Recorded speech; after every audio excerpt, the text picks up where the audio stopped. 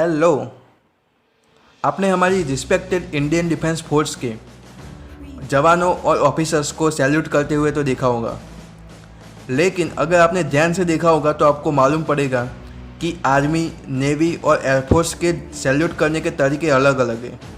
तो हमारी तीनों फोर्स के सैल्यूट करने के तरीके और इसके पीछे की वजह क्या है, ये जानने के लिए पूरे वीडियो को अंत तक जरूर देखिएगा।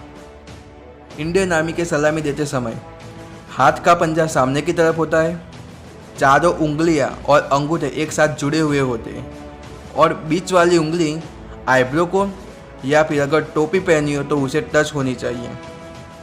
इस तरह सलामी देने की वजह यह है कि सलामी देने वाला व्यक्ति का कोई ख़राब इरादा नहीं है और उसने कोई हथियार छिपाया नहीं है। आप उस पर भरोसा कर सकते हैं। हमारी इंडियन मिलिट्री फोर्स और कॉर्प्स सभी इंडियन आर्मी को ही फॉलो करती है।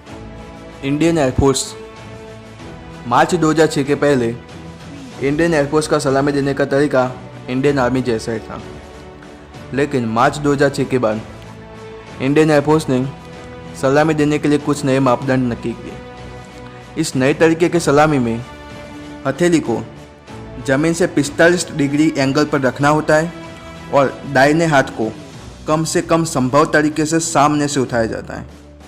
यह तरीका आर्मी और नेवी के सलामी देने के तरीके से बीच का तरीका है। आगे मैं नेवी के बारे में बताऊंगा, तब आपको खुद ही पता चल जाएगा। यह सलामी देने का तरीका इंडियन एयरफोर्स के लड़ाकू विमानों के शेप की तरह दिखता है और आसमान की ओर इशारा करता है। इंडियन नेवी भारतीय नौसेना में सलामी देते वक्त हाथ को 90 डिग्री एंगल पर माथे पर लगाया जाता है।